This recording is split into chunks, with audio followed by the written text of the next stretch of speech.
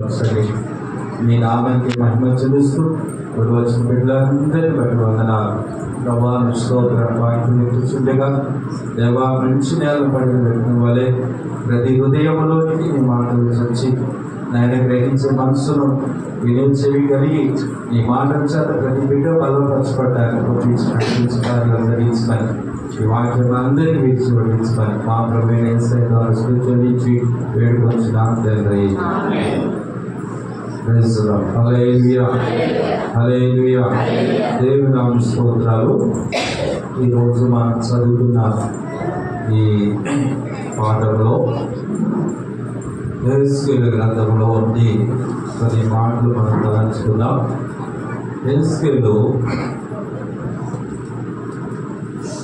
ఇశ్రాయేలు ప్రజలు చెరలో ఉన్నప్పుడు దేవుడు ఆ ప్రవక్త ద్వారా దేవుడు దర్శనాల చేత ఆయనను నిండి ఒక్కొక్క ప్రత్యక్షతను దర్శనాన్ని అనిపిస్తూ నడిపించాడు. అతడు దేవుని మందిరంలో దేవుడు అతనికి తేటపరిచిన ఒక ప్రత్యక్షత తెలియజేసిన ఈ దేవుని మందిరంలోకి తీసుకుని వెళ్ళి దేవుని యొక్క దర్శనం ద్వారా దేవుని మందిరంలో జరిగే ఆ ప్రవాహాన్ని గురించి ఇక్కడ దర్శన రూపంగా దేవుడు తెలియజేస్తూ ఉన్నాడు. స్తోత్రం. ఆమేన్. హల్లెలూయా. దీనిలో మనం కొన్ని ఆత్మీయ పాఠాలు మన ఆధ్యాత్మిక జీవితంలోనికి ఆధ్యాత్మికమైన పాఠములు 4 అనుభవాలు ఇక్కడ మనకు కనపడుతుంది. వాటిని జ్ఞాపకం చేసుకున్నాం. అతడు మందిరపు గుమ్మమునకు తోడుకొని పోయి తూర్పు ముఖముగా అతను తీసుకుని వెళ్ళాడు. అక్కడ ఒక నది ఉడుకుచు నీళ్లు ఉడుకుచు తూర్పుగా పారుచున్నాయంట. దేవుడు అతన్ని లేక ప్రభువులు అతన్ని తీసుకుని వెళ్ళినప్పుడు ఆ మందిరంలో ఉండి గడప కంబంలో ఉండి నీళ్లు ప్రవహిస్తున్నట్టుగా ఈయన చూస్తూ ఉన్నాడు. ఆ దర్శనంలో ప్రత్యక్షతను ఆయన చూస్తూ అతడు చుట్టూ మందిరం తిప్పి తూర్పు దిక్కుగా తీసుకుని వచ్చి ఆ నీళ్లు ప్రవహిస్తున్న ప్రవాహాన్ని చూపిస్తూ ఉన్నాడు. దాంట్లో నడువు అని చెప్పాడు. అతడు నడిపిస్తుండగా మొదట ఆయన కంట చీల మండల లోతు వచ్చినాయట నీళ్లు. స్తోత్రం. మందిరంలో ఆయన ప్రవాహం దగ్గరికి వెళ్ళాడు. ఇలా నడుస్తూ ఉండగా నీళ్లు మొదటికి ఎక్కడికి వచ్చినాయంట చీల మండలం వచ్చింది.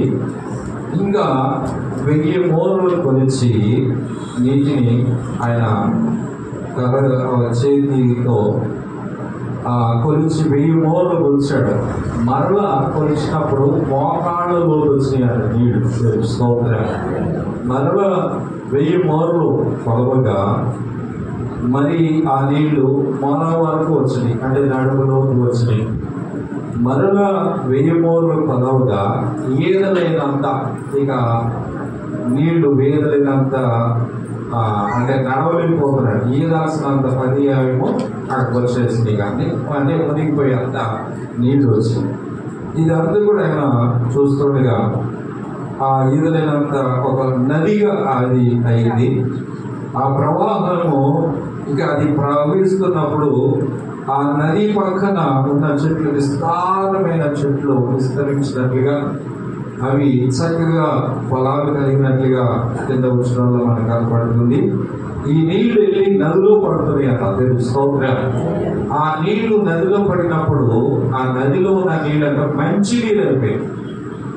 ఆ నదిలో నీళ్లు సాధారణంగా క్షమించాలి సముద్రంలో పడినాయి. అంటే ఈ నది నీళ్ళేమో నీళ్ళు ఉంటాయి కదా, సముద్రం నీళ్ళు ఒప్పుకోండి.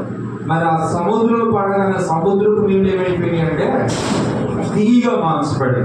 చూడండి అది. ఇక ఈ నది వెళ్ళిన చోటల్లా చేపలు విస్తరించినాయి అంటారు.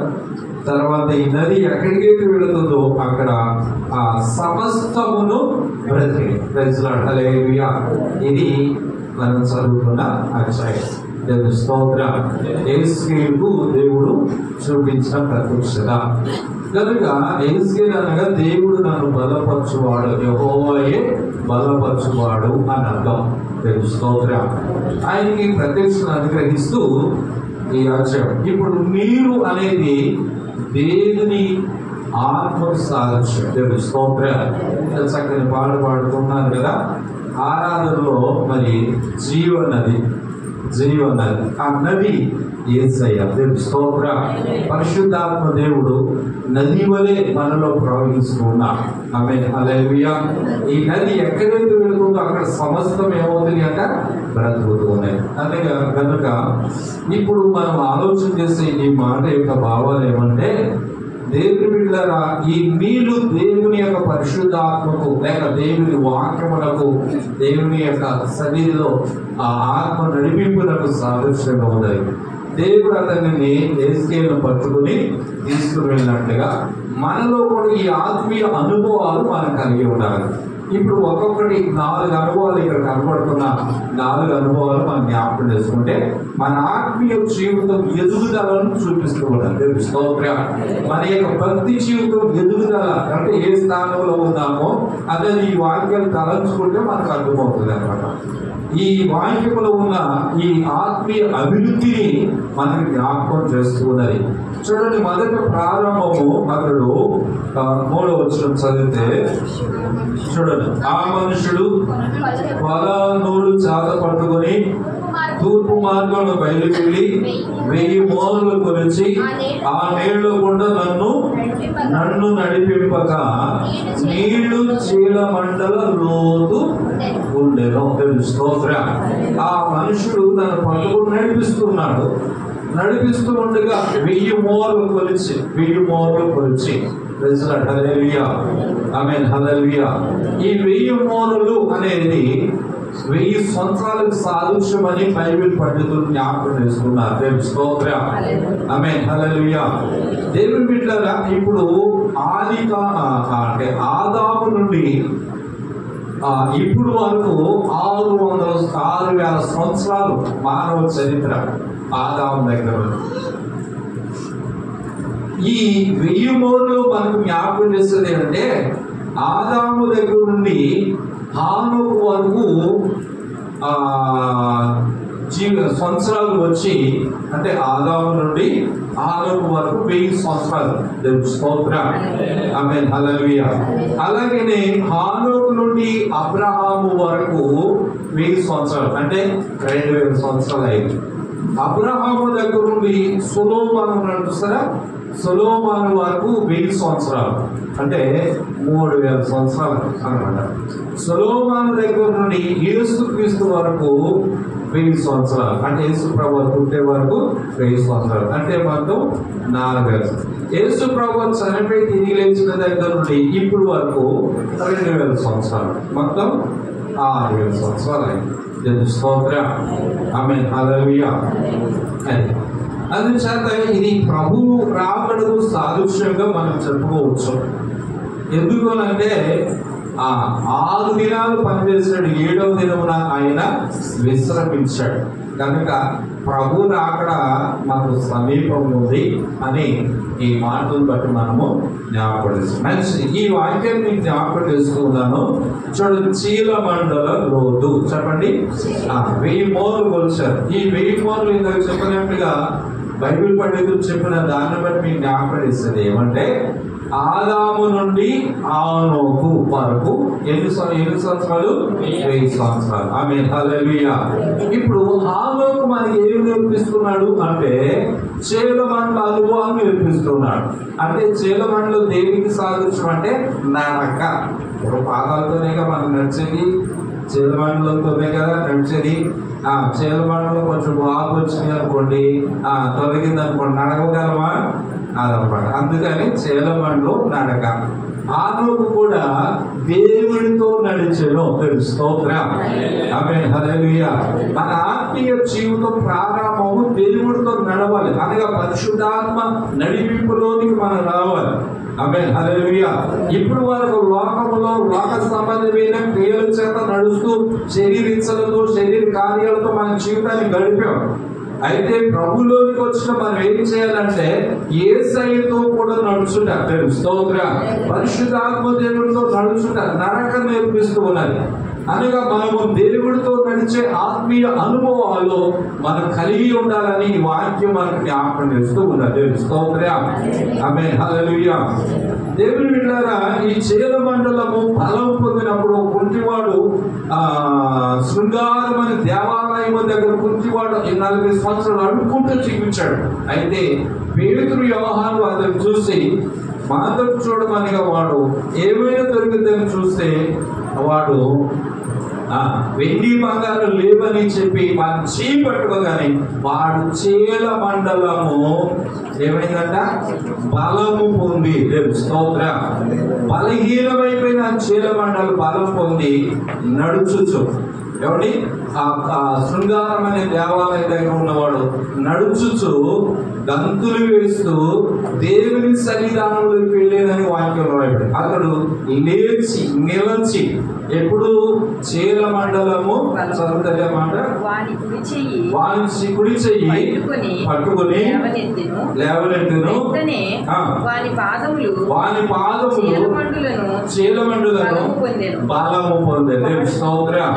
అంటే ఇప్పుడు పేతురు గారు వాడేమో ఏమైనా జరుగుతుందేమోనని అపోస్తుల కార్యాలు 3వ అధ్యాయంలో ఈ మాట ఉన్నది.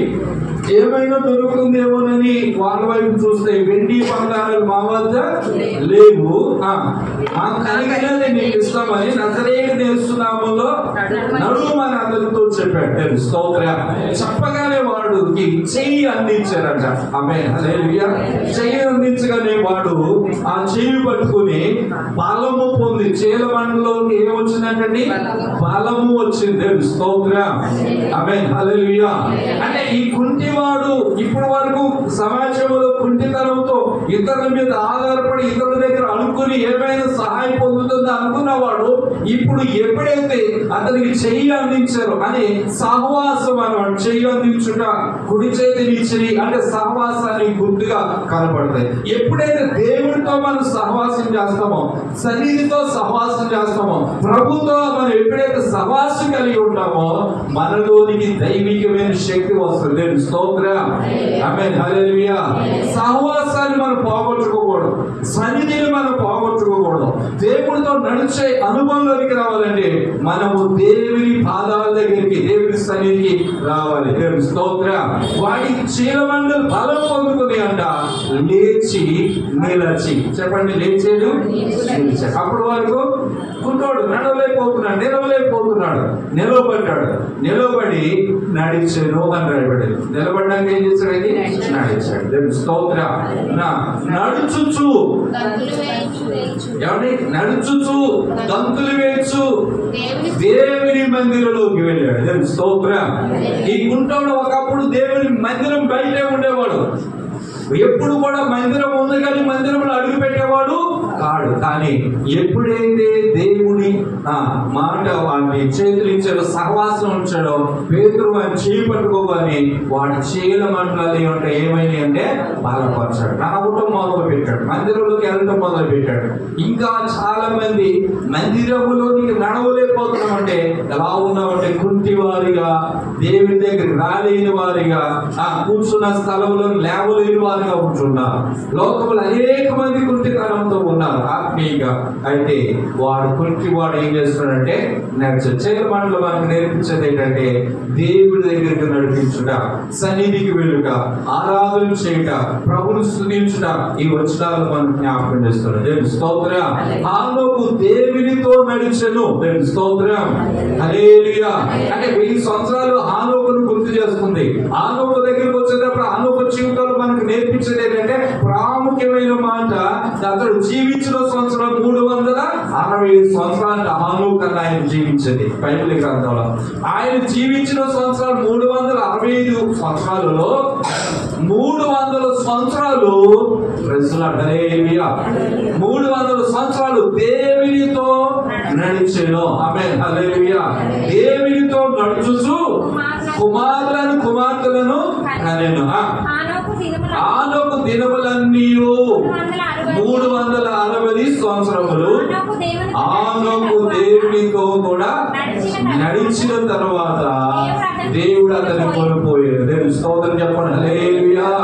హల్లెలూయా. ఆదికాండము 5వ అధ్యాయము 22వ వచనం నుండి ఈ మాటలు చదివారు. దేవుని స్తోత్రం. దేవుని బిడ్డ చూడండి, హానోకు అన్న ఆయన ఆదాము దగ్గర నుండి హానోకు వరకు ఎన్ని సంవత్సరాలండి? 1000 సంవత్సరాలు. ఇప్పుడు దేవుడితో నడుచుట అనే అనుభవంలోకి ఈయన వచ్చాడు. దేవుడితో నడవాలని ఈయనకి ఎలా తెలుసు ఇవన్నీ అనంటే, అప్పటికి ఆదాము చనిపోలా. నేను లెక్కలు వేసుకున్నప్పుడు, ఒక అవగాహన కొరకు లెక్కలు వేస్తున్నప్పుడు, అప్పుడు 1000 సంవత్సరాలని అన్నాం కదా. ఇది ఎవరు? హానోకు 1000 సంవత్సరాలు కదా. ఈయన దేవుని సన్నిధానం దేవుడితో నడిచింది 360 సంవత్సరాలు. దేవుని స్తోత్రం. ఆమేన్. హల్లెలూయా. ఆదాము బ్రతికిన కాలం ఎంత? ఆదాము 930 సంవత్సరాలు. దేవుని స్తోత్రం. ఆమేన్. హల్లెలూయా. ఈ 930 సంవత్సరాల్లో జ్ఞాపకం చేసుకోండి. ఆమేన్. హల్లెలూయా. 930 సంవత్సరాలు కదా. 360 తీసేయండి. అర్థమైందా? అంటే ఇప్పుడు ఆదాము వయసు ఎంత ఉంది? 600 సంవత్సరాలు ఉంది. దగ్గర అందాజు తీసుకోండి. 500 సంవత్సరాలు. అంటే ఇంకా 300 సంవత్సరాలు ఉంది కదా. అంటే ఆయన చెప్పాడు ఏమనంటే, మేము ఏదైనా తోటలో ఉన్నప్పుడు, మేము ప్రభు మమ్మల్ని కత్తి చేసినప్పుడు, దేవుడితో చల్లని పూట ప్రతి దినము మేము దేవుడితో నడిచేవాళ్ళం, ప్రభుతో సహవాసం చేసేవాళ్ళం, ప్రభు సన్నిధిని అనుభవించేవాళ్ళం, ప్రభు ఆత్మ పొందుకున్నాం, ప్రభుతో నడిచి ఆ అనుభూతిని మేము పొందుకున్నాం. పాపం మాలో ప్రవేశించుకున్నాం, అపవిత్ర మానవునికి రాకముందు, చెడు పనులు నేను చేయకముందు, చూడకుండా వాటిని ఆశించకముందు, ఆ పండు తినకముందు దేవుడికి మాకు ఒక సరళత ఉండేది. దేవుడికి మాకు ఏ విధమైన ఆటంకం లేకుండా, లేక దేవుడికి మాకు మధ్యలో ఏ విధమైనది అనిగా తారతమ్యం లేకుండా ప్రభుత్వం కూడా చిన్నపిల్లలు ఎలాగైతే ప్రభుత్వ సహవాసం చేస్తున్నారు అలాంటి అనుభవాలు మేము కలిగి ఉన్నామని ఆ పెద్దలు చెబుతూ ఉండే ఈయనకి ఆశ కలిగింది అనమాట. ఆనోకు అనుకున్నాడు, అంటే దేవుడు భూమి మీదకి వచ్చేవాడా, దేవుడు ఏదైనా తోటలోకి వచ్చాడా, అంటే మా పితరులతో మాట్లాడారా, మా పితరులతో సహవాసం చేశారా, వాళ్ళతో నడిచిన అనుభవాలు ఉన్నాయా, మేమెందుకు నడవకూడదని దేవుడితో నడవటానికి ప్రార్థనతో ప్రభుతో సహవాసం చేయడం మొదలు పెట్టాడు. దేవుడు దిగి వచ్చాడు. స్తోత్రం. అలా నడుస్తూ మొదలు పెట్టారు. ఆమేన్. హల్లెలూయా. ఈ అనుభవం ఎక్కడంటే పితరుల దగ్గర నేర్చుకున్నారు. అప్పుడు ఆదామునకు దేవుడు తెలియజేసిన ఈ మాటలన్నీ కూడా, అంటే దేవుడితో సహవాసం ఎలా అనుభవించాలో చెప్పినప్పుడు ఈయన కూడా ఆశ కలిగింది. ఈ రోజు ఇక్కడికి వచ్చిన మనము కూడా మన పితరుల ముందుగా నడిచిన ఈ యొక్క భక్తుల యొక్క జీవితాలన్నీ కూడా మనం నేర్చుకున్నప్పుడు, నేను కూడా ఆత్మీయంగా నడవాలి, నేను కూడా దేవుడితో సహవాసం చేయాలి, నేను కూడా దేవుడితో అనుదిన సంబంధాన్ని కలిగి ఉండాలి అని ఎప్పుడైతే మన ప్రత్యక్షతలోకి వస్తామో దేవుని సన్నిధిని సహవాసాన్ని మనం అనుభవిస్తాం. దేవుని స్తోత్రం. ఆమేన్. హల్లెలూయా. హల్లెలూయా. ఆమేన్. హల్లెలూయా.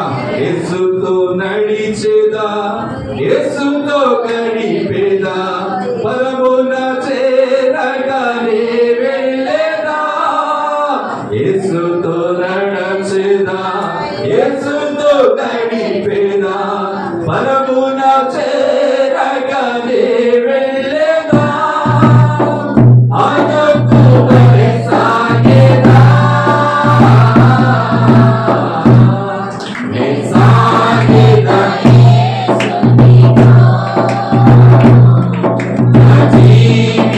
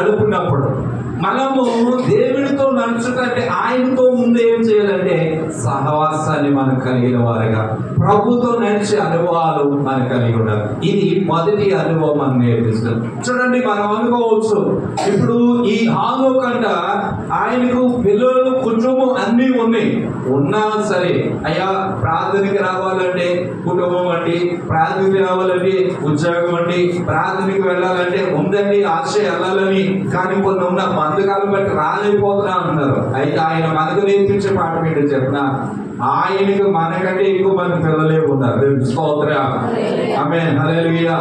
పిల్లలు ఉన్నా, భార్య ఉన్నా, కుటుంబం ఉన్నా, అన్ని ఉన్నా వాళ్ళని చూసుకుంటూ ప్రభుతో కూడా నడిచాడు. ఇంకొక మాట చెప్పిన, ఆయన అంటండి దేవుడు వాళ్ళ వరకు కుటుంబం వరకు జీవించింది తక్కువ, దేవుడితో నడిచింది ఎక్కువ.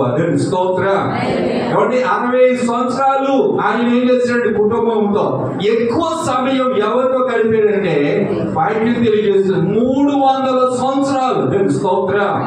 300 సంవత్సరాలు ఏం చేశాడంటే దేవునితో నడుస్తూ ఉన్నాడు. స్తోత్రం. అంటే దేవుని ఎరగని దినాలు కొద్దిగా, దేవుని ఎరిగిన దినాలు ఎక్కువ. స్తోత్రం. ప్రభుతో సహవాసం చేసేది ఎక్కువ, ప్రభుని కలిగిన దినాలు ఎక్కువ. ఒకప్పుడు మనం దేవుని ఎరగని దినాలు కొన్ని దినాలు మన జీవితంలో ఉన్నాయి.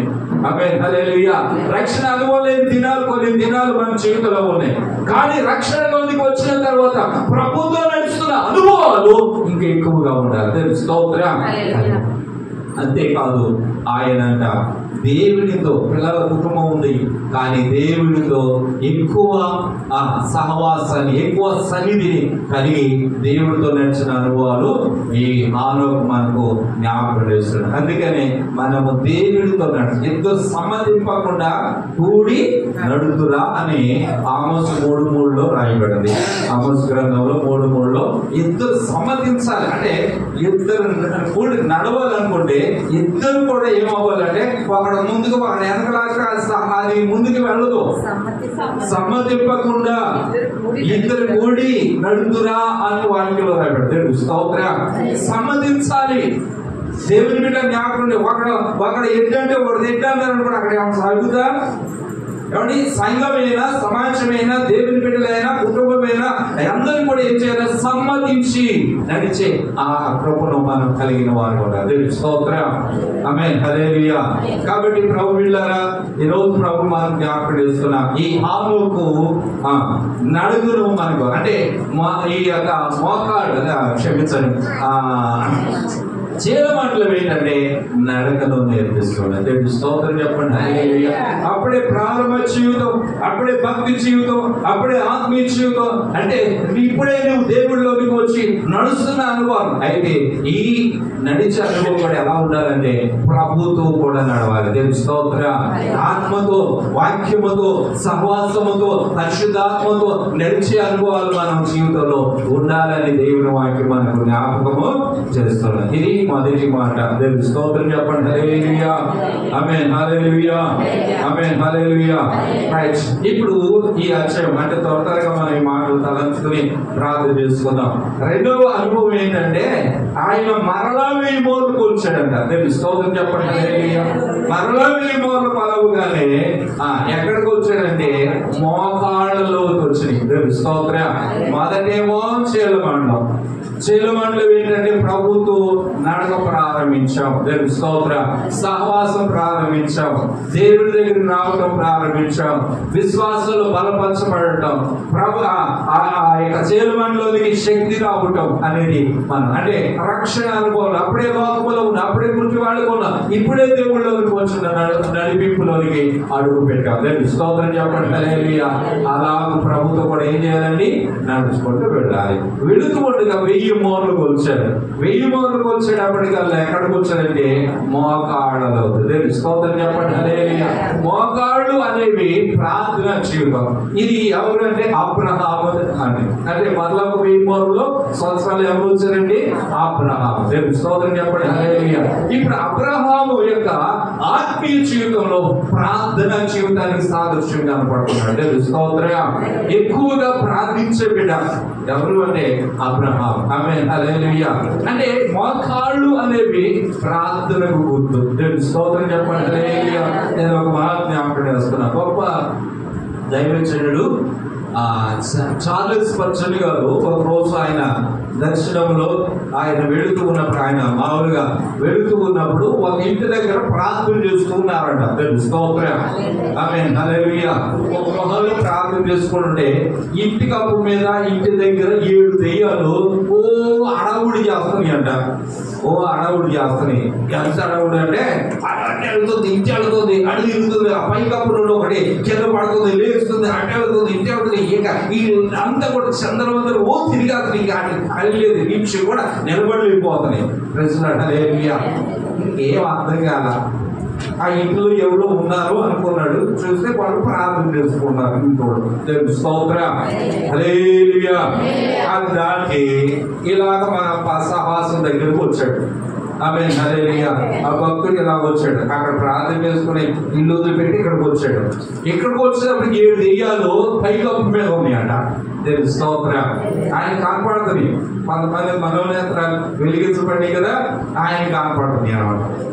వచ్చినప్పుడు ఇక్కడికి వచ్చి అయ్యేం చేస్తున్నాయి అంట, తలకాడ దిండి వేసుకుని శుభ్రం బుర్ర పెట్టి నిద్రపోతుంది అంట.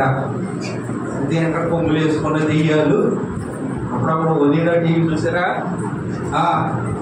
అయ్యేంట్రా ఇక్కడ గుడి మీద ఏంట్రా ఇవి 7 దెయ్యాలు. అక్కడేమో మరి అటు ఇటు తిరుగుతుంది, ఇక్కడికి వచ్చేది శుభ్రంగా మంచిగా నిద్రపోతుంది ఏంటి అనేసి ఈయన ఆ దెయ్యాలలో ఉన్న ఒకరిని నాయకుడిని పిలిచి బాబిట్రా అన్నాడు.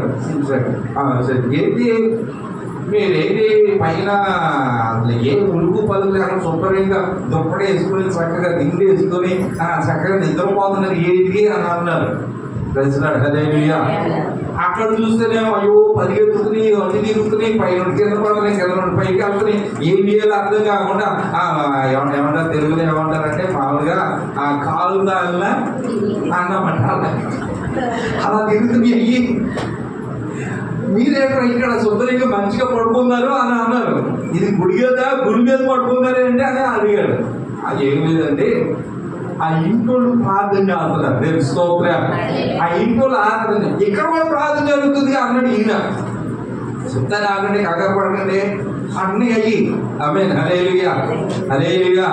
ఇంట్లో ప్రార్థన చేస్తున్నారు, హృదయాన్ని కుమ్మరిస్తున్నారు, ఆత్మను కుమ్మరిస్తున్నారు, ప్రభు దగ్గర కన్నీరు కాలుస్తున్నారు, పశ్చాత్తాపడుతున్నారు. అయ్యా ఈ కుటుంబాల కొరకు ప్రార్థన చేస్తున్నాం, సంఘం కొరకు ప్రార్థన చేస్తున్నాం, ఈ ఊరి కొరకు ప్రార్థన చేస్తున్నాం, బంధువుల కొరకు ప్రార్థన చేస్తున్నాం, వారి రక్షణ కొరకు ప్రార్థన చేస్తున్నాం, వారి ఆత్మీయత కొరకు ప్రార్థన చేస్తున్నాం. అయ్యా వాళ్ళు రక్షణ పొందాలని కన్నీరు కాలుస్తూ ఉంటుంటే ప్రభు సన్నిధానంలో వాళ్ళు ఆత్మతో నింపబడి ప్రభు పాదాల దగ్గర అనగా ఇంట్లో దేవుని దగ్గర విజ్ఞాపన చేస్తున్నారు, ఏడుస్తున్నారు, కన్నీళ్లు కాలుస్తున్నాడు. ప్రభు ఆ ప్రార్థన ఆపటానికంట ప్రభు రాకుండా లేక ప్రభు ఆ ప్రార్థనకు జవాబు ఇవ్వకుండా చేయటం కొరకు, మనసును గలిబిలి చేయడం కొరకు ఏదో ఒకటి చేయదా అనేసి అవి ఏం చేస్తుంది అంటే పైనుడికి వాళ్ళని డిస్టర్బ్ చేయడానికి అక్కడ తిరుగుతూ ఉన్నాయి. కానీ ఆ ప్రార్థనకి అవి తట్టుకోలేకపోతున్నాయి.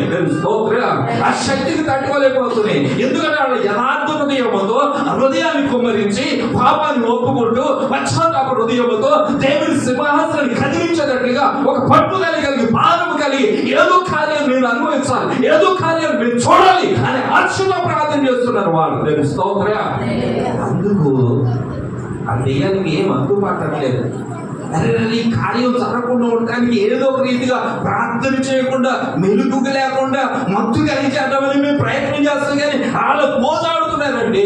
అందుకే మేము తట్టుకోలేక ఇలా తిరుగుతున్నాము, ఆపడానికి ప్రయత్నం చేస్తున్నాము అక్కడ అన్నారు. హల్లెలూయా. ఆ దెయ్యాల సంగతి. మరి ఈ దెయ్యాల సంగతి ఏంటి? ఎక్కడ ఎంతో మంది ఉన్నారయ్యా గుళ్ళో. పాస్టర్ అన్నారు, మా వాళ్ళు కూడా అంతమంది ఉన్నారు. ఆమేన్ హల్లెలూయా. ఉన్నారండి, లేరని మేము అన్నావా? గుడికి వచ్చారు, విశ్వాసులు వచ్చారు, ప్రార్థన పనులు వచ్చారండి అని అంటే వచ్చారండి రానంటే అందరా పాటలు పాడుతున్నారు, గొప్ప ఉద్యోగం రగులుతుంది అని రగులుతుంది. ఆ సంగతి మాకు తెలియదండి. వచ్చారా ప్రార్థన చేస్తే అది చేసుకుంటారని మా వాళ్ళు అందరు కూడా వెనకాల ఎక్కడ నిద్రపోతారా? స్తోత్రం. హల్లెలూయా. ఎదరోలేమో ఇంకొకటి వాళ్ళ ఉద్దేశం వాళ్ళు ఉంటుందా, వాళ్ళ మనస్సులో స్తోత్రం ప్రార్థనకి వెళ్ళాలి కాబట్టి వెళ్ళాము, చెయ్యాలి కాబట్టి చేస్తున్నాము, ఉండాలి కాబట్టి ఉన్నాము, పాడాలి కాబట్టి పాడుతున్నాము, స్తుతించాలి కాబట్టి స్తోత్రం చెప్తున్నాము. అన్ని ధ్యాసే కానీ ఒక పట్టుదల కానీ ఒక బాధ కానీ ఒక బాధ్యత కానీ ఉన్నదా? వాళ్ళు ఏమన్నా ప్రభు దగ్గర తన పాపాలు ఒప్పుకుంటున్నారా? ప్రభు కార్యం జరగాలని ఆశ ఉన్నదా, ఆసక్తి ఉన్నదా? ఏమైనా వచ్చామే వెళ్ళిపోయావా అన్నట్లుగా వచ్చారయ్యా. అంతేకాదు ఇల్లు చూడండి, వాళ్ళు అందరూ కూడా ఓడిపితే మున్సిపాలిటీ సువాసన అంతా కూడా మా ఊరి చేతిలో నోట్లోనే ఉంటాయి అని చెప్తున్నాయి. అప్పుడు ఆయనకు అర్థమైంది, అంటే మందిరం దగ్గర ఏమో దెయ్యాలు ఏమవుతున్నాయి. నిజంగా కొన్ని సంఘాలలో దేవుని స్తోత్రం చెప్పండి హల్లెలూయా, ఏదో వచ్చాము వెళ్ళిపోతున్నాం అన్నట్లుగా ఉన్నారు. కానీ నిజంగా యథార్థ హృదయంతో ఎవరైతే ప్రభు దగ్గర ప్రార్థన చేస్తూ ఉంటారో దేవుని స్తోత్రం, మోకరించగలుగుతారు. మోకాళ్ళు ప్రార్థన దేవుని దగ్గర ఎప్పుడైతే ఒక భక్తుడు అంటాడు అనమాట, ఏమంటాడంటే మన మోకాళ్ళు ఉంచినప్పుడు దేవుని స్తోత్రం బలహీనమైన మోకాళ్ళు బలమైన కార్యాలు జరిగిస్తాయి. దేవుని స్తోత్రం. నువ్వు బలహీనుడే కావచ్చు, మోకరించగలిగితే గొప్ప అద్భుతాలు జరుగుతాయి. చూడండి, రాళ్ళు పగలు కొట్టేవాడు అంట దేవుని స్తోత్రం. ఒక ఆయన అడుగుతున్నాడు, అయ్యా ఇంత బలమైన రాళ్ళని ఎలా సుఖంతో పగలు కొట్టడం, పెద్ద పెద్ద వాటిని ఎలా పట్టగలుగుతున్నావు అంటే, ఏమి లేదండి, నేను ఎక్కువసేపు ఒంగులు పట్టలేను, మోకాళ్ళ మీద ఉంటాను, నేను అలాగ దాన్ని కొడుతూ ఉన్నా అవి బదులవుతుంది అన్నాడు. దేవుని స్తోత్రం. ఒక బలమైన రాళ్ళు కొట్టడానికి ఆ వ్యక్తి ఏం చేస్తాడో తెలుసా? మోకాళ్ళ మీదకి వస్తాడు. దాని ద్వారా వాటిని ఏం చేస్తాడు? అలసట తీరుతుంది. దేవుని బిడ్డ జ్ఞాపకం చేస్తుంది. మనం కూడా ఎన్నోసార్లు ఇలాంటి మాటలు ఎన్నో వింటూ ఉన్నాం. దేవుని స్తోత్రం చెప్పండి హల్లెలూయా, హల్లెలూయా. ఒంటెలంట తమ మీద ఉన్న భారం దిగాలంటే, కిందకి దించాలంటే యజమానుడు ఏం చేస్తాడంటే వాటిని దించడానికి అవి చాలా ఎక్కువ ఉంటాయి కదా, ఆ భారం దిగటం కొరకు అవి మోకరిస్తాయి. దేవుని స్తోత్రం చెప్పండి హల్లెలూయా. అప్పుడు యజమానుడు ఏం చేస్తాడంటే వాటిని దించుతారు. అవును, నువ్వు దేవుని సన్నిధిలో ప్రభు పాదాల దగ్గర మోకరించగలిగితే నీ భారం, నీ యొక్క భారమైన కష్టమైనవన్నీ కూడా భారం అంతా కూడా తొలగిపోయి మనకి ఏం కలుగుతుందంటే నెమ్మది కలుగుతుంది, తేలిక అవుతుంది. దేవుని స్తోత్రం. దేవుని సన్నిధిలోకి వచ్చిన మనం కాబట్టి ప్రభు బిడ్డలారా జ్ఞాపకండి, ఇది మనకి ఏమి నేర్పిస్తుందంటే దేవుని బిడ్డలుగా మనకు ప్రార్థన జీవితం. దేవుని స్తోత్రం. మోకాళ్ళ అనుభవం ప్రార్థన జీవితానికి సాధిస్తుంది. దేవుని స్తోత్రం. ఆమేన్ హల్లెలూయా. మోకరించి సమీపముగా వేచేయుదు, మోకరించి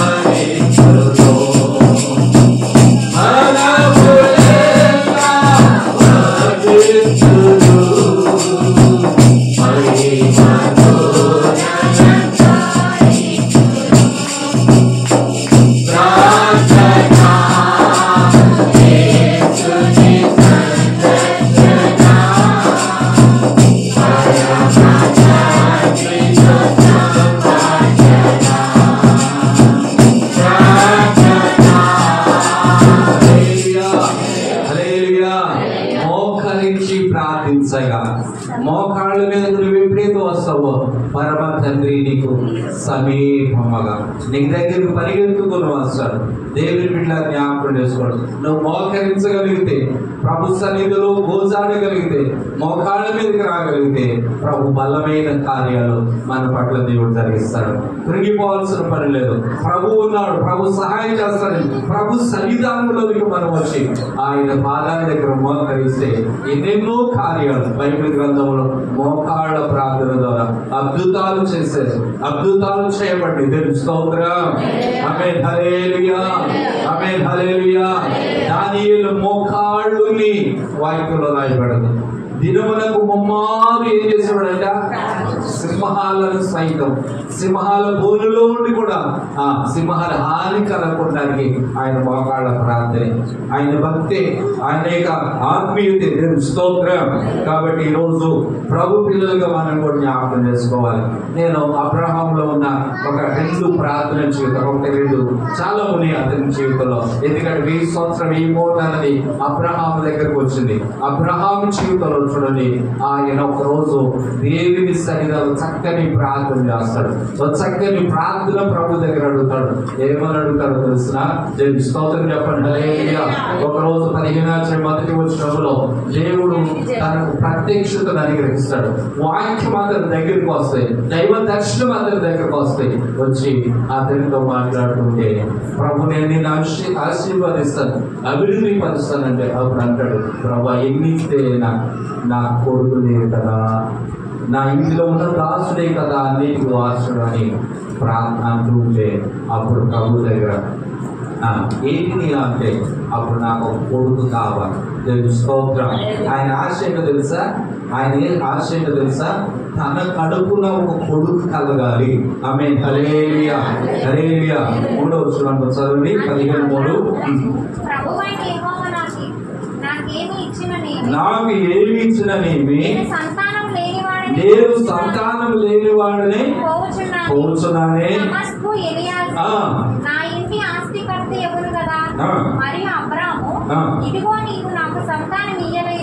నీవు నాకు సంతానం ఇయ్యలేదు కనుక చెప్పగా యెహోవా వాక్యము అతని యొద్దకు వచ్చి, ఇతడు నీకు వారసుడు కాడు, ఇతడు నీకు వారసుడు కాడు, నీ గర్భవాసమున పుట్టబోవాడు నీకు వారసుడని చెప్పాడు. అబ్రహాము ఆ మాట నమ్మాడు. స్తోత్రం. అతడు యెహోవాను నమ్మాడు, ఆయన అది అతనికి నీతిగా ఎంచాడు. స్తోత్రం చెప్పండి హల్లెలూయా, హల్లెలూయా. ఇక్కడ ఒక మాట మీకు జ్ఞాపకం చేస్తున్నాను. దేవుని బిడ్డలు గ్రహించండి. అబ్రహాము యొక్క ఆశయంలో చూడండి, నాకు పనివాళ్ళు ఉన్నారు, ఇంకొకరు ఉన్నది, అందరూ ఉన్నారు, కానీ నాకంటూ ఒక కొడుకు కావాలి. దేవుని స్తోత్రం.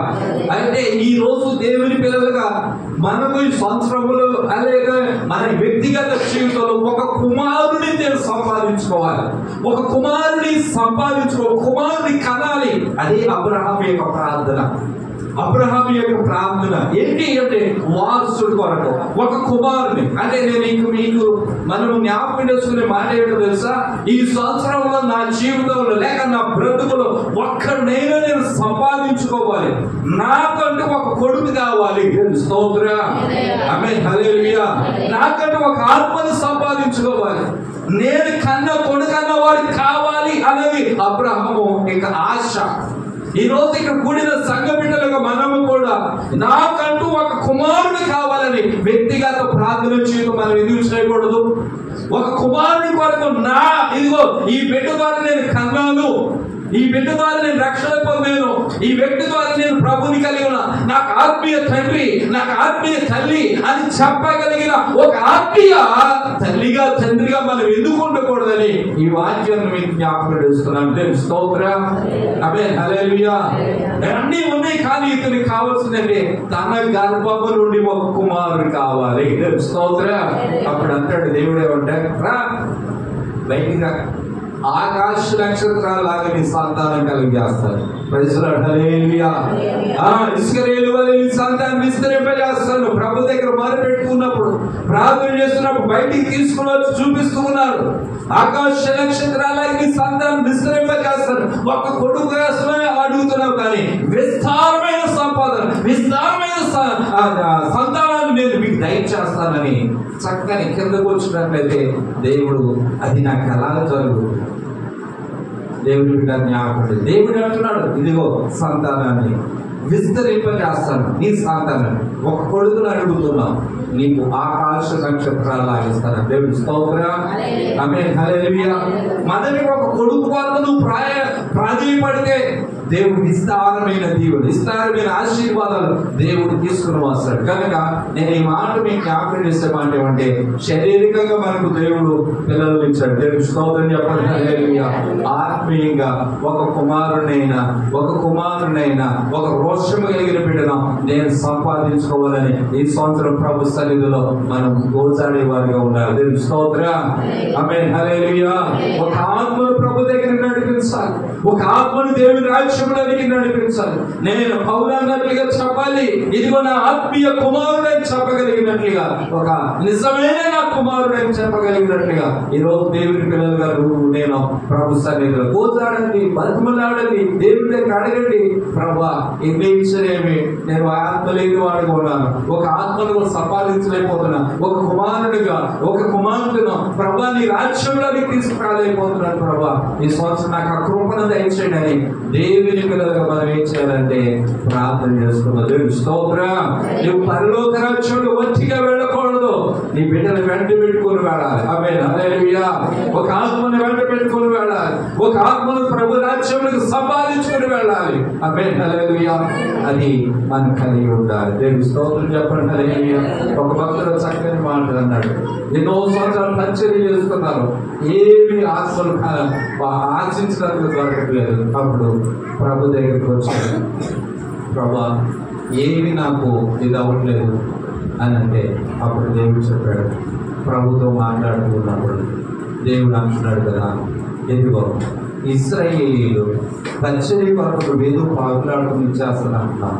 ఇశ్రాయేలీయులు ఎదుగు కోడలను ఎలా కూర్చారు, వాళ్ళ శక్తితోన, వాళ్ళ బలముతోన, వాళ్ళ యొక్క యుద్ధ ఆయుధ నైపుణ్యముతోన, యుద్ధాలు చేయడానికి యుద్ధ బలముతో సైన్యమునకు వ్యూహపరచుటలోన ఎలాగ జయము కలిగిందయ్యా అని అడిగాడు.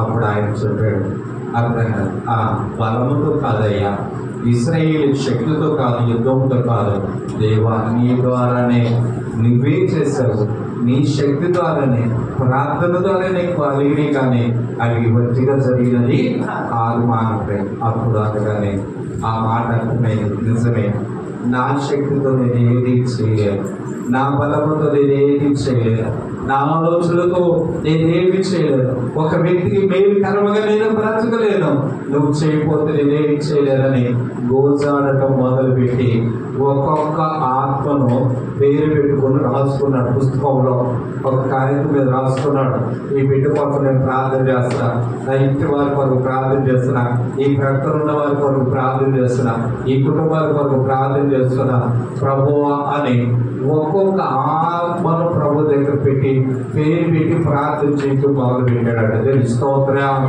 హల్లెలూయా. 3 నెలలు గతించిపోయి మొదటి ఎవరి పేరు పెట్టుకున్నాడో అతడు దేవుళ్ళలోకి వచ్చాడట. దేవుని స్తోత్రం. రక్షణలోనికి వచ్చాడు, ప్రభులోనికి వచ్చాడు, తన యొక్క జీవితాన్ని ప్రభుకు సమర్పించుకున్నాడు. ఇక ఆయనకి ధైర్యం వచ్చింది. అంటే ఒక ఆత్మ వరకు నేను ప్రార్థన చేయగా ప్రభు నా ఆత్మను విన్నాడు, ఒక ఆత్మను దేవుడి దగ్గర నడిపించాడంటే ఇంకా నేను రాసుకోవటం మొదలుపెట్టి ప్రార్థన చేస్తుండగా అనేకులు దేవుని బిడ్డలు మనం కూడా ఒక దేవుని పిల్లలు కొన్ని పద్ధతులు మనకు నేర్పిస్తూ ఉన్నారు. ఈరోజు ఒక ఆత్మనైనా ఒక మనిషినైనా ప్రభు దగ్గరికి నడిపించే ఆత్మీయ లోతులోకి మనం వెళ్ళాలి. దేవుని స్తోత్రం. అబ్రహాము మోకాళ్ళు అనుభవాలు మనకు నేర్పిస్తూ ఉన్నాయి. దేవుని స్తోత్రం. మోకాళ్ళు అనేవి ప్రార్థన జీవితానికి సాదృశ్యముగా కనబడుతుంది. అలాగే దేవుని బిడ్డలారా, అబ్రహాము జీవితంలో ఎన్నో ఆ కల్లోలంలో కూడా ప్రభు మీద ఆనుకున్నాడు. దేవుని స్తోత్రం. ప్రభు మీద ఆధారపడ్డాడు. ప్రభు సహాయాన్ని పొందుకొని ప్రభు దగ్గర నుండి ప్రభుని అనుభవించిన అబ్రహాం జీవితంలో ఎన్నెన్నో కార్యాలు మన జీవితంలో చూస్తూ ఉన్నాం. కాబట్టి ఈరోజు దేవుని బిడ్డలుగా మోకాళ్ళ అన్నది దేని సాదృశ్యం అంటే ప్రార్థన. దేవుని స్తోత్రం. ఆమేన్ హల్లెలూయా, ఆమేన్ హల్లెలూయా. ప్రార్థన జీవితం ఎన్ని ఉన్నా ప్రార్థన లేకపోతే మనం ఆత్మీయంగా ఊడిపోయిన ఉండడమే. వ్యక్తిగత జీవితంలో ప్రార్థన జీవితం ఉండాలి. దేవుని బిడ్డ జ్ఞాపకం సంఘ ప్రార్థన ఉన్నట్లుగా సంఘములో సమాజంలో ప్రార్థన జీవితం కలిగి ఉన్నాం. వ్యక్తిగత ప్రార్థన జీవితాన్ని కూడా అలవర్చుకోవాలి. కొంతమంది కొన్ని ప్రార్థనకి వస్తారు కానీ ఉపవాస ప్రార్థనగా ఎక్కువసేపు ప్రార్థనగా ఏం చేస్తాం? దూరం అయిపోతాం. కానీ ప్రభు బిడ్డ జ్ఞాపకం చేసుకోండి, బలమైన ప్రార్థన ఏదంటే ప్రభు సన్నిధానంలో ఉపవాసంతో చేసే ప్రార్థనలు గొప్ప కార్యాలు, ఆత్మ కార్యాలు దేవుడు జరిగిస్తారు. కనుక ప్రార్థించండి. ప్రార్థించే సంఘమే జీవించే సంఘం. దేవుని స్తోత్రం. వ్యక్తిగతంగా ప్రతి బిడ్డ కూడా ప్రార్థించే బిడ్డలుగా ఉండాలని జ్ఞాపకం చేస్తున్నాను. మోకాళ్ళు అనేవి దేవుడి దగ్గర తగ్గించుకునే జీవితానికి సాదృశ్యం. దేవుని స్తోత్రం. ప్రభుకి దగ్గర అయ్యా నీ వైపు తిరిగిన ప్రభు నా వల్ల కావట్లేదని ప్రభు దగ్గర చెప్పుకునే జీవితానికి సాదృశ్యంగా మోకాళ్ళ ప్రార్థన అనేది మనకు జ్ఞాపకం. కనుక మనం ఇక్కడ కూడిన ప్రతి బిడ్డ జీవితంలో కూడా ఒక మేలు అనుభవించాలి, ఒక దీవెన అనుభవించాలి, అభివృద్ధిని అనుభవించాలంటే మోకరించి ప్రార్థించే బిడ్డలుగా ఉందాము. రైట్. ఇక మూడవది మరలా కొలిచాడంట. దేవుని స్తోత్రం. ఆమేన్ హల్లెలూయా. మరలా కొలిచాడంట. కులముగా మరలో విడిపోలు కొలిస్తే ఎక్కడికి వచ్చాడంటే అది మొలలోతు అంట. దేవుని స్తోత్రం చెప్పండి హల్లెలూయా. ఇప్పుడు మొదటి 1000 మూరలు ఏం నేర్పించింది? చీలమండలు అనగా నడక. దేవుని స్తోత్రం చెప్పండి హల్లెలూయా. చీలమండలు ఏం నేర్పిస్తుందండి? నడక నేర్పించింది. రెండవది 1000 మూరలు కొలిస్తే ఎక్కడికి వచ్చాడు? మోకాడు అనగా ప్రార్థన జీవితం. దేవుని స్తోత్రం. ఆమేన్ హల్లెలూయా, హల్లెలూయా. యెహోవా నీ నామము ఎంతో బలమైనది, ఎంతో బలమైనది. యెహోవా నీ నామము ఎంతో బలమైనది, ఎంతో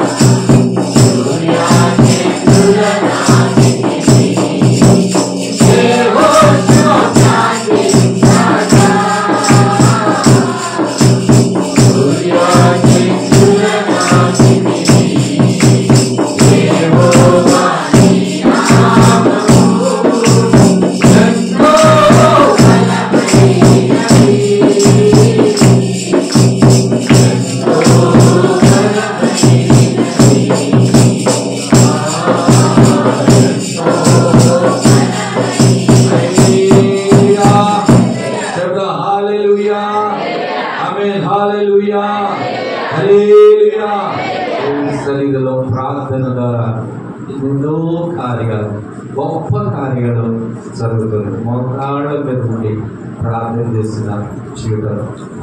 భక్తుడైన ఏలియా మోకరించినప్పుడు విస్తారమైన వర్షం. దేవుని స్తోత్రం. ఆయన తలంట మోకాళ్ళ మధ్య పెట్టుకున్నాడని వాక్యంలో రాయబడి. దేవుని స్తోత్రం. విస్తారమైన మోపైన వాన శబ్దం వినబడుతుంది. ప్రార్థన విశ్వాసాన్ని కలపదు. తెలుసుకోరా ఆమె హల్లెలూయా. ప్రార్థన చేస్తుంది తెలుసా, విశ్వాసాన్ని కలపదండి. విశ్వాసము ఫలాలను దయచేస్తుంది. తెలుసుకోరా. ఒక మోపైన వర్షం, మోపైన దేవుడు మన దగ్గర తీసుకుని వస్తుంది కనుక ప్రార్థన వ్యర్థం కాదు. ఆమె హల్లెలూయా. నీ కన్నీళ్లు వ్యర్థం కాదు. ప్రభు దగ్గర నుండి మనకు జవాబు రావడానికి కన్నీళ్లతో పశ్చాత్తాపంతో చేసే ప్రతి ప్రార్థన దేవుని సింహాసనం కదిలిస్తుంది. స్తోత్రం.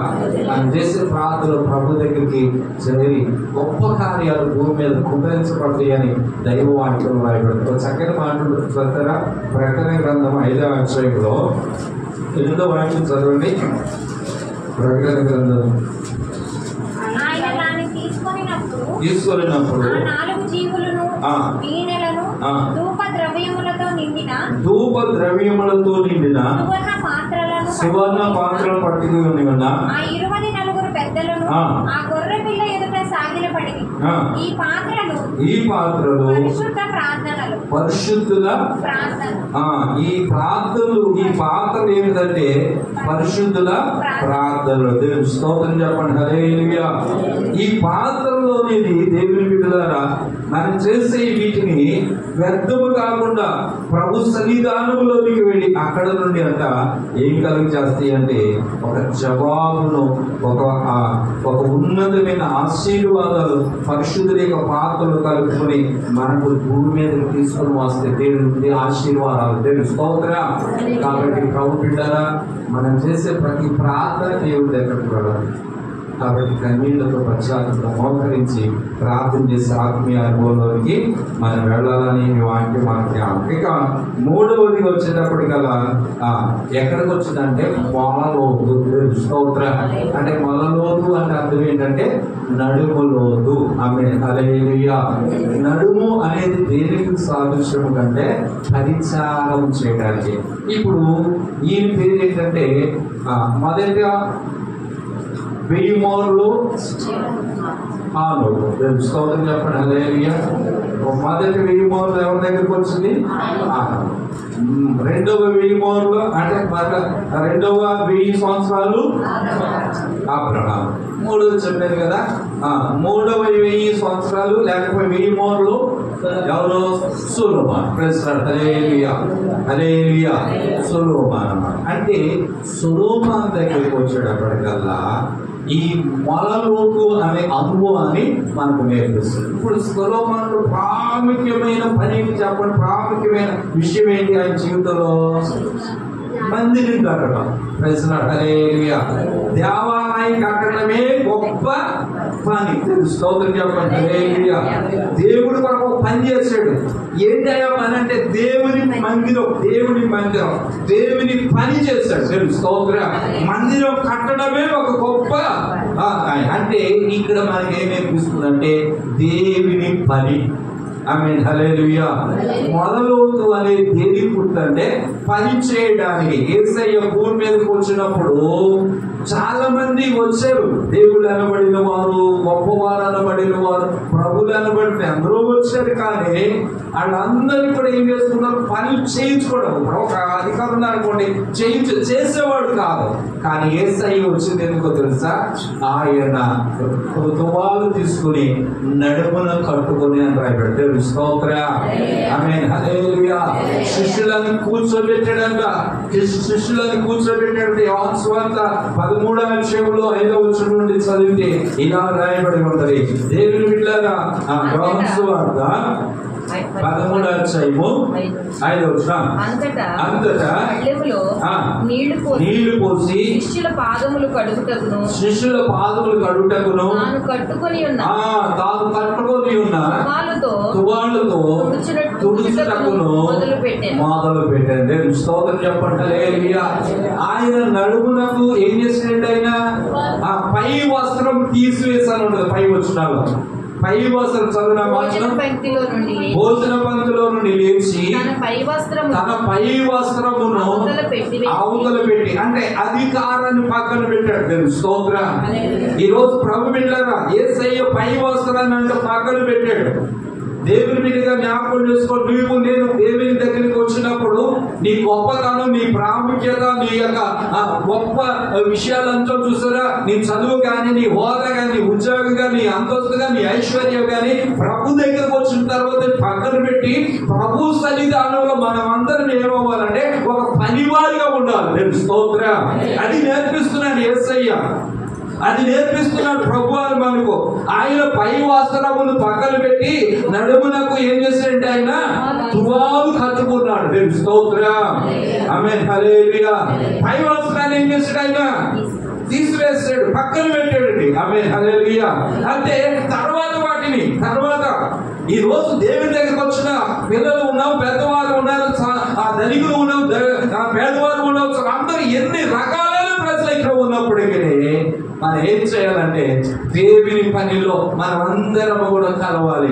స్తోత్రం. ఆమేన్, హల్లెలూయా.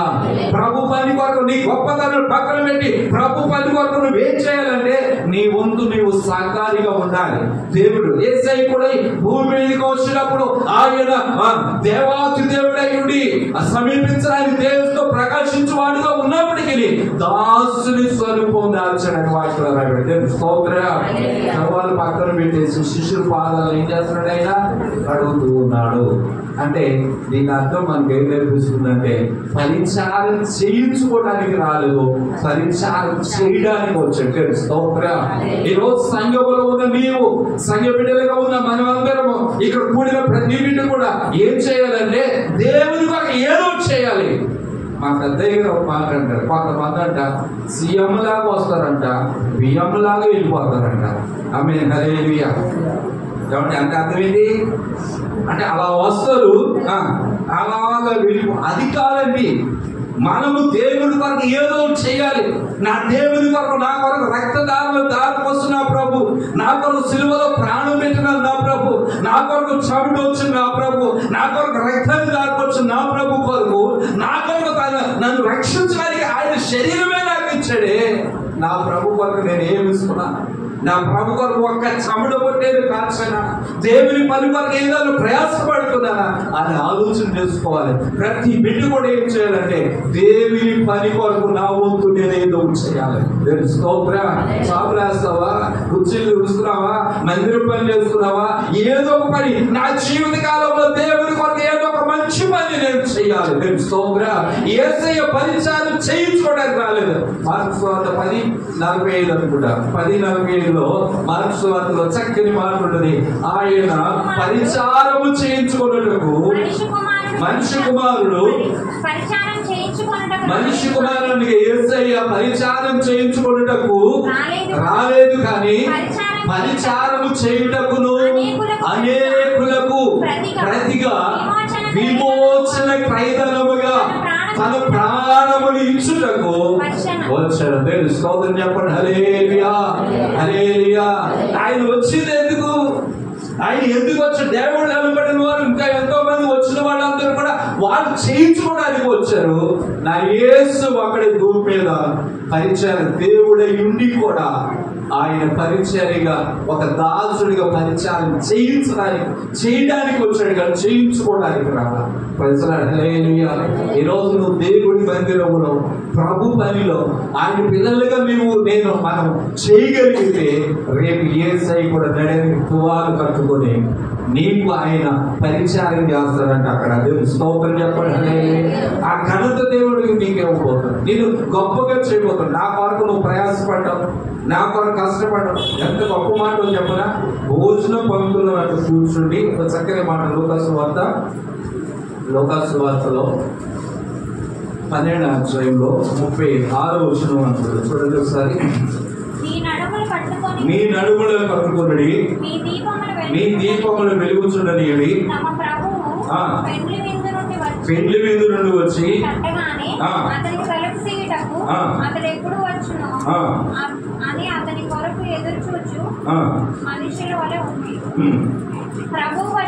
చూడండి, ప్రభు వచ్చి ఏ దాసుడు మెలుగు ఉండుట కనుగొనును ఆ దాసుడు ధన్యుడు. చూడండి, అతడు నడుము కట్టుకొని వారిని భోజన పంక్తిని కూర్చుండబెట్టి ఆయనే వచ్చి దేవుని స్తోత్రం చెప్పండి. హల్లెలూయా. ఈ రోజు ప్రభు కొరకు నువ్వు ఏమన్నా చేయగలిగితే యేసయ్య రేపు నిన్ను కూర్చోబెట్టి, నా భూమి మీద నా కొరకు ఎంత కష్టపడ్డావు, ఎంత చబట్టి వచ్చావు, ఎంత ప్రయాసపడ్డావు, ఇంతగా నువ్వు నా కొరకు నువ్వు విశ్రాంతి తీసుకో, నీకు నేను పెడతా, నీకు నేను. అది దేవుడే వచ్చి నీకు కొట్టేస్తానంటే అంత ధైర్యంతో ఆలోచన చేశారా? దేవుని బిడ్డలారా, ఆయనే వచ్చారు రాయబడింది. ఏమండి, ప్రభువే వచ్చి, ఏమంటే నువ్వు దేవుని కొరకు మెలుగు కలిగి, దేవుని కొరకు ప్రయాసపడుతూ, దేవుని కొరకు ప్రభు పని కొరకు కష్టపడుతున్నా, నీ కొరకు ఇంత కష్టపడి చెమట వచ్చి ప్రయాసపడి భూమి మీద నుండి ప్రభు దగ్గరికి వెళ్తే ప్రభు అంటున్నాడు, నేను నీ పక్షాన, నేను నేను కూర్చోబెడతా. దేవుని స్తోత్రం. ఆమేన్. హల్లెలూయా. ఇది దేవుడు మనకిస్తున్న గొప్ప ఆశయం. కాబట్టి ఈ మొల అనేది లేక నడుము అనేది మనకి ఏం నేర్పిస్తుందో తెలుసా? పరిచయట, దేవుని పరిచయట, దేవుని మందిరం. దేవుని స్తోత్రం. ఆమేన్. హల్లెలూయా. ప్రభు బిడ్డలారా, మాట జ్ఞాపకం చేసుకోండి. మన జీవితంలో ఒక్కసారైనా మన జీవితంలో దేవుడి పని చేసి, దేవుడి మందిరం కొరకు నీ వంతుగా నువ్వు చేసి, ఏదో చేసి ప్రభు రాజ్యానికి మనం వెళ్ళాలి. దేవుని స్తోత్రం. ఆమేన్. హల్లెలూయా. దేవుడు నాకు ఇచ్చిన పని, ఒక చక్కని మాట జ్ఞాపకం చేస్తాను. యేసయ్యకి ఏ పని ఇచ్చాడు ఆ పని అంటే ఆయన ముగించి ప్రభు రాజ్యంలోకి వెళ్ళిపోయాడు. దేవుని స్తోత్రం. యోహాను సువార్త 17వ అధ్యాయంలో యోహాను సువార్త చక్కని మాట ఉంటుంది. ఆ మాట 4వ వచనం చదవండి, మీకు అర్థమవుతానికి ఒక మాట.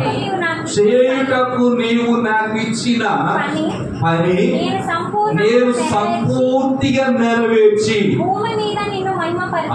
దేవుని స్తోత్రం, భూమి మీద నిన్ను మహిమపరచు. చూడండి, ఒక చక్కని మాట. చేయుటకు నీవు నాకు ఇచ్చిన పని. ఆమేన్. హల్లెలూయా. చేయడానికి పని ఇచ్చాడు. ఆమేన్. హల్లెలూయా. ఇప్పుడు మనకి ఎవరికన్నా ఒక పని అప్పగించామనుకోండి, ఎవరికన్నా ఆ పని ఎలా ఎగ్గొట్టాలి, ఎలా తప్పించుకోవాలని చూసే రకాలు ఉంటాడు. దేవుని స్తోత్రం. అర్థమేంటండి? మనం ఏం చేస్తామంటే, ఈ పని అయ్యగారు కొంచెం పని ఉందండి, మరి నేను చేద్దాం అనుకున్నాను కానీ అర్జెంట్ పని అంటే అని తప్పించుకుని పారిపోతారు. ఏమనుకోకండి, వాస్తవంగా జరిగాయి, సమాజంలో జరిగాయి. ఎలా తప్పించుకోవాలని సాగులు చెప్పే రకాలు ఉంటారు. కానీ దేవుడు ఇక్కడ యేసు ప్రభువు ఏమన్నా, చేయుటకు నీవు నాకు ఇచ్చిన పని. దేవుడు ఇచ్చిన పని, ఈ పని నాకు అప్పగించాడు, ఈ బాధ్యత నాకు అప్పగించాడు, ఈ పని నాకు దొరికింది, దేవుని పని చేసే భాగ్యం ఇది, నాకు అవకాశం నాకు దొరికింది, నేను దాన్ని చేయాలి, నేను దేవుని కొరకు ఈ పని పూర్తి చేయాలి, చేసి దేవుని మహిమపరచాలి. దేవుని స్తోత్రం. చూడండి ఎంత చక్కగా మన దేవుని మహిమ కలుగుతుంది నువ్వు చేసే పని ద్వారా. దేవుని పని చేయడం ద్వారా ప్రభు మహిమపరచబడాలి. ఆమేన్. హల్లెలూయా. ఈ రోజు జ్ఞాపకం, దేవుని పని నువ్వు పూర్తి చేయి. దేవుడు నీకు ఇచ్చిన పని, అది పంచిపెట్టే పని. అపోస్తులకైతే చెప్పాడు అనమాట, పంచిపెట్టే పని కొంతమందికి ఇచ్చారు, సువార్త చెప్పే పని కొంతమందికి ఇచ్చారు, ఆ పంచిపెట్టడం, వడ్డించడం, వండటం, రకరకాల పనులు కొంతమందికి అప్పగించారు. దేవుని స్తోత్రం. వాడు శుద్ధ మనసుతో చేయండి అని చెప్పాడు. వాళ్ళకి అప్పగించిన పని వాళ్ళు జరిగించారు. దేవుని స్తోత్రం చెప్పండి. వారిలో స్తపన లేడా? ఆయన ఒక సంఘంలో ఒక సభ్యుడు, సంఘం పెద్ద, కానీ ఆయనకు అప్పగించిన పని పంచిపెట్టడానికి. అలా పంచిపెట్టేవాడికి ఉన్నాడు. దేవుడు ఒక కాలం వచ్చింది, ఆశీర్వాదకరమైన జీవితం జీవించడానికి తీసుకుని వెళ్ళాడు. స్తోత్రం. పిలుపు లేదా? ఆయన పంచిపెట్టేవాడుగా సంఘంలో విధవరాన్ని చదువు చూస్తున్నారని అలా కాదయ్యా, మీరు పంచిపెట్టడానికి జ్ఞానాత్మ కలిగిన వారుగా మీరు ఉండాలని అప్పగిస్తే ఆ పని జరిగిస్తూ ఉండగా దేవుడు వాళ్ళని అంచెలంచెలుగా ఇంకో పనికి దేవుడు నిర్ణయించాడు. స్తోత్రం చెప్పండి. హల్లెలూయా. దీంట్లో నమ్మకం ఉంటే ఇంకో దానిని మీకు అనుగ్రహిస్తాడు. ఆమేన్. హల్లెలూయా. ఇక్కడే దేవుడి కొరకు నువ్వు ప్రతిష్ఠించబడి, దేవుడి కొరకు జీవించబడి, దేవుడు నీకు అప్పగించిన పని నువ్వు చేయకుండా ఉంటే ఇంకో పనిలో నీ దేవుడు నేను ఎలా వాడుకోగలను? కనుక ఇప్పుడు స్టెఫనే కానీ, ఫిలిపే కానీ, ఇంకో కొంతమంది వీళ్ళే కానీ ఏం చేశారు తెలుసా? వాళ్ళు మొట్టమొదటి సంఘములు పంచి పెట్టడానికి ఏర్పాటు చేసుకున్నారు. స్తోత్రం. మరి దేవుడు ఏం చేశాడు తెలుసా? వారి ద్వారా మంత్రి గారికి సువార్త చెప్పి భాగ్యం ఇచ్చాడు. స్తోత్రం చెప్పండి. హల్లెలూయా. ఏ మంత్రికి? ఆర్థిక శాఖ మంత్రి దగ్గర పనిచేసేవాడికి ఏం చేశాడు? పిలుపు సువార్త చెప్పాడు. స్తోత్రం చెప్పండి. హల్లెలూయా, ఆమేన్, హల్లెలూయా. ఎక్కడైనా పిలుపు ఎక్కడ పంచిపెట్టేవాడండి. చిన్న చూపు చూసే పరిచారకులు స్తోత్రం. ఏసై చూసేది కూడా పరిచారకులని చూస్తారు. కాబట్టి వాక్యంలో ఉంది కదా, కానా పెళ్లి విందులు పరిచారకులను చూచి స్తోత్రం. దేవుడు చూసేది పరిచర్య ఎవరు చేస్తున్నారో వాళ్ళని చూస్తారు. ఈ రోజు నువ్వు దేవుడి కొరకు ఏదైతే చేస్తూ ఉండవో దేవుని బట్టి దేవుడు ఆశీర్వదిస్తాడు. దేవుడి స్తోత్రం.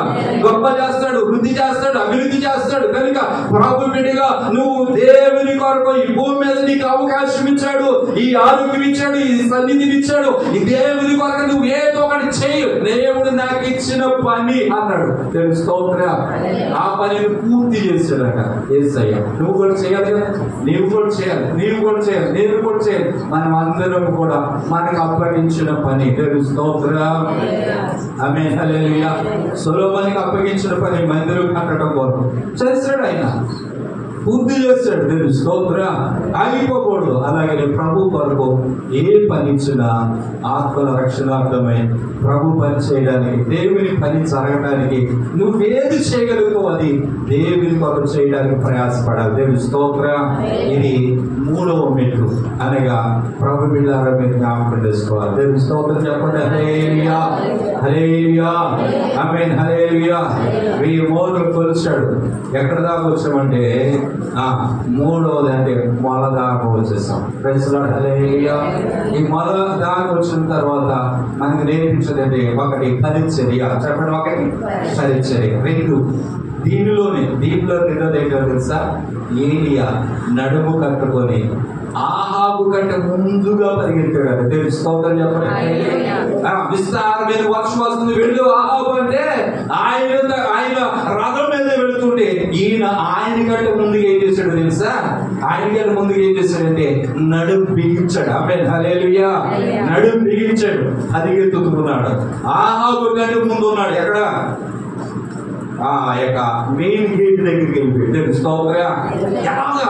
దేవుడి కొరకు పరిగెత్తడం, దేవుడి కొరకు ప్రయాసపడటం, దేవుడి కార్యం కొరకు నడుము కట్టడం. స్తోత్రం.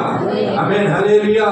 ప్రభు కొరకు నువ్వు నడుము కట్టి లోకంలో ఉన్న వారి కంటే నిన్ను కన్నుడిగా దేవుడు ముందుకు తీసుకుని వెళ్తాడు. దేవుడి స్తోత్రం. ఆమేన్, హల్లెలూయా. రాజుగారు ఏమో రథం వేసుకెళ్తుంటే ఈయన నడుము బిగించాడు, పరిగెత్తుతున్నాడట. ఆమేన్, హల్లెలూయా. చదువుతుంది. యెహోవా హస్తము ఏలియాను బలపరచగా అతడు నడుము బిగించుకొని ఆహాబు కంటే ముందుగా పరిగెత్తి యెజ్రెయేలు గుమ్మమునొద్ద వచ్చాడు. స్తోత్రం. రథం వాడు ముందు వెళ్తాడా? పరిగెత్తే వాడు ముందు వెళ్తాడండి. ఆమేన్, హల్లెలూయా. కానీ ఇతను దేవుడు అతను బలపరిచాడట. ఆమేన్, హల్లెలూయా. నడుము కట్టుకున్నాడు కనుక ఆ నడుము బలపరిచాడు కనుక ఆహాబు కంటే, రథము కంటే చూసారా యెజ్రెయేలు గుమ్మం దగ్గరికి వెళ్ళిపోయాడు. ఆమేన్, హల్లెలూయా. రాజుగారి గుమ్మం దగ్గరికి వీళ్ళు ఎప్పుడు వచ్చారా? ఇది ఆశ్చర్యం. ఎంత గొప్ప దేవుడు, ఆశ్చర్యకరుడంటే ఆయన. దేవుని బిడ్డను నడుము కట్టడం అన్నది దేవుని కొరకు పరిగెత్తటం, దేవుని కొరకు ప్రయాసపడటం, దేవుని కొరకు ఏదో చేయాలని తపని కలిగి ఉండటం అన్నది ఈ మాటలు మనకు జ్ఞాపకం చేస్తూ ఉన్నాయి. దేవుని స్తోత్రం. ఆమేన్, హల్లెలూయా, ఆమేన్, హల్లెలూయా. కాబట్టి ప్రభు బిడ్డలారా ఈ మాటలు జ్ఞాపకం చేస్తూ దేవుని కొరకు నీవు నడుము బిగించే వారిగా ఉండాలి అని ఈ వాక్యం చేస్తుంది. ఇంకా ఆఖరిగా ముగింపులోకి వచ్చేద్దాం. ఇక మరొక 1000 మోర్లు కొలిచారట. ఆమేన్, హల్లెలూయా. మరొక 1000 మోర్లు కొలిస్తే అక్కడికి వచ్చేటప్పటికల్లా ఏద లేనంత. దేవుడి స్తోత్రం చెప్పండి. అంటే నడవ లేకుండా ఏదవలసి వచ్చిందట. దేవుడి స్తోత్రం చెప్పండి. హల్లెలూయా. ఏద చెప్పండి. ఏద అంటే దేనికి గుర్తుకు ఎలా కనపడుతుందంటే భూమికి సంబంధం లేదు. ఇప్పుడు వరకు నేలలో నడిచేవనుకోండి భూమికి సంబంధం ఉంది. అంటే అసలు ఎవరి చేయాలి మాట్లాడనుకోండి ఇక్కడే ఒకలాగా చెప్పాలంటే ఇక ఆటకు పెద్ద ఇదేమనుకుంటాం. ఇక మోకాళ్ళంటే కొంచెం కష్టంగా నడవడం. తెలుసు స్తోత్రం. ఇక మొదలవుదండి కొంచెం ఇంకా మీ మోరపాలు కానీ ఏమైపోయిందంటే ఇక నడవైపోతున్నాడు. తెలుసు స్తోత్రం. చేరిపోతున్నారు. తేలిపోతుంది. అప్పుడు ఏం చేస్తున్నా అంటే ఈత కొట్టడం. తెలుసుకోవద్దని చెప్పండి. హల్లెలూయా. అంటే లోకంతో సంబంధం లేదు. ఆమేన్. హల్లెలూయా. యేసయ్య అన్నాడు, నేను పై వాడను, మీరు కింది వారు అన్నాడు. తెలుసుకోవద్దురా. ఇక లోకంతో సంబంధం లేదు, పాపంతో సంబంధం లేదు, ఏమి అంటుకోదు. ఇక ఆయన ఎలా నడిపితే అలా నడవటం, అంటే ఆత్మవశములోనికి వెళ్ళిపోవటం, ఆత్మకు అప్పగించుకోవటం, ప్రభుకి అప్పగించుకోవటం, ప్రభు సన్నిధికి అప్పగించుకోవటం, ప్రభు ఏం చేయబడ్డది చేయటం. తెలుసుకోవద్దురా. ఇప్పుడు ప్రవాహంలో వచ్చేసి ఈత లేకుండా ప్రవాహం వచ్చేసింది అనుకోండి, ఆ ప్రవాహం నిన్ను ఎలా కొట్టుకెళ్ళిపోతుంది, ఎన్ని తీసుకెళ్ళిపోతే అంటే. తెలుసుకోవద్దురా. ఆమేన్. హల్లెలూయా. హల్లెలూయా. అనగా నీ వశము కాదు, నీ వశము కాదు. ఇక్కడ కొంతమంది మా ఆత్మలో ఆరాధన చేస్తున్నప్పుడు మనుషుల వశంలో లేవు. తెలుసుకోవద్దురా. ఆత్మ వశం, ఆత్మ నడిపింపు, ఆత్మ అభిషేకం, ఆత్మ శక్తి చేత నడిపించబడుతూ ఉన్నారు. తెలుసుకోవద్దురా. అది ఈదలేనంత దేవుని బిడ్డని అక్కడ అంటే నువ్వు ఎవరితో సంబంధం లేదు, ఆత్మలో పరవశం చెందాలి, ఆత్మ చేత నడిపించబడిన ఒక లోతైన అనుభవం. యేసయ్య అలాంటి ఆత్మ చేత ఈ భూమి మీద ఎలాగైతే నడిపించబడ్డాడో ప్రభు పిల్లలుగా మనము కూడా ఆత్మలో తెలుసుకోరా. హల్లెలూయా. ఆనందిస్తూ, ఆత్మలో పరవశిస్తూ, ఆత్మ నడిపించిన కొలది. తెలుసుకోరా. ఆమేన్. హల్లెలూయా. ఆత్మ నడిపించిన కొలది ప్రభు నడిపించి, ఆ జీవ నది అయిన ఆత్మదేవుడు, జీవ నది అయిన దేవుడు నేను ఎలా నడిపిస్తే అలా నడవటమే. ఆమేన్. హల్లెలూయా. ఈ ఆత్మీయులు కాక అది మన వశంలో లేదు, ఎవరి వశంలో లేదు, నీ వశంలో కాదు. ఆత్మకు అప్పగించేసుకున్నాను, ప్రభుకి అప్పగించుకున్నాను. ఆయన ఇష్టం, ఆయన ఎలా నడిపిస్తా అలాగే, ఆయన ఏం చేస్తే అది ఆయన ఇష్టానికి నేను ఏం చేసుకున్నానంటే అప్పగించుకున్నాను అని ఆత్మీయుల గుణములోనికి మనం రావడం. స్తోత్రం. నీళ్లు అధికమైపోయినప్పుడు భూమి మీద నుండి తేలిపోతాం కదా, తేలిపోయి ఈదుతూ ఉన్న అనుభవంలోకి వచ్చేసినట్లుగా అలాగునే దేవుని బిడ్డ ఆ నీళ్లు ప్రవహిస్తుంది అనుకోండి. చూడండి, ఒకలాగా నీళ్ళు మనము మునిగిపోయి అంత లోతులోకి వెళ్ళిపోయాం అనుకోండి. ఇప్పుడు ఏమవుతాము, ఆ నీళ్ళు ఇంటికి తీసుకుని వెళ్తే అలాగే నీవు నేను కూడా ప్రభు చెప్పినట్లుగా ప్రభు ఇష్టానికి అప్పగించుకొని, నీ ఇష్టం ప్రభువా, నీ చిత్తం ప్రభువా, నీ ఆలోచన ప్రభువా, నీ నడిపింపు ప్రభువా, నువ్వేం చేస్తే అది అయ్యా నా జీవితంలో జరగదు. అందుకని అంటారు కదా, నిండా ఏమడదు, ఏదైతే అది జరుగుతుంది. ఏం చేస్తుంది అంటే ప్రభుకి అప్పగించేసుకో, ప్రభుకి అప్పగించేసుకొని ఆత్మీయ పరిపక్వతలను అడుగు పెట్టి ఆత్మీయ జీవితానికి సాదృశ్యం ఏదలేనంత లోతు. తెలుసుకోరా. హల్లెలూయా. కాబట్టి రోజు ప్రభు పిల్లలుగా మనం జ్ఞాపకం ప్రభుకి అప్పగించుకున్నామా, ప్రభుకు మన మనం నీ నడిపింపుకి అప్పగించుకుంటున్నా, నీ చిత్తము నాలో జరగాలి, నీ ఆలోచన ప్రకారం నేను నడుస్తాను ప్రభా, నా ఇష్టము కాదు, నా ఆలోచన కాదు, నా నడిపింపు కాదయ్యా, నీ ఆత్మ చేత. అందరూ దేవుని ఆత్మ చేత నడిపించబడతారు, వారు దేవుని కుమారులు కుమార్తెలుగా ఉంటారు. దేవుని ఆత్మ చేత నడిపించబడే ఆత్మీయ పరిపక్వలోనికి మనం వెళదాం. ఆత్మదేవుడిని ఏం చేయమంటే, ఒకవేళ నిన్ను భాషలు మాట్లాడుతున్నావా, లేకపోతే ఇంకో ప్రభుడు స్తుతించేవారుగా, కన్నీళ్లు కాల్చేవారుగా స్తుతిస్తూ ప్రభుల పరవశం దేవుడు ఎలాగ నిన్ను ప్రేరేపిస్తుంటే అలా అప్పగించుకుని ప్రభు సన్నిధిలో ఆయన సాక్షిగా ఆయన మహిమ కొరకు వాడబడదు. ఈ నది ఎక్కడ దాకా వెళ్తుందో అక్కడ అన్ని ఏమైపోయాయో తెలుసా, బ్రతుకుతున్నాయి. ఆ నది ఎవరో కాదు, జీవనది అయిన యేసయ్య. ఈ జీవనది అయిన యేసయ్యని ఎలా నడిపిస్తే అలాగా మన జీవితాలు అప్పగించుకుని ప్రభు కొరకు జీవితం దేవుడి మాటలు దీవించి ఆశీర్వదించిన కాక తలవలసిన చిన్న ప్రార్థన చేసుకుందాం, చిన్న ప్రార్థన చేసుకుందాం. ప్రభు సన్నిధానంలో అందరూ కూడా ప్రార్థన చేస్తాం. భక్తులారా స్మరించెదము ప్రభు చేసిన మేలులన్నిటినీ, భక్తులారా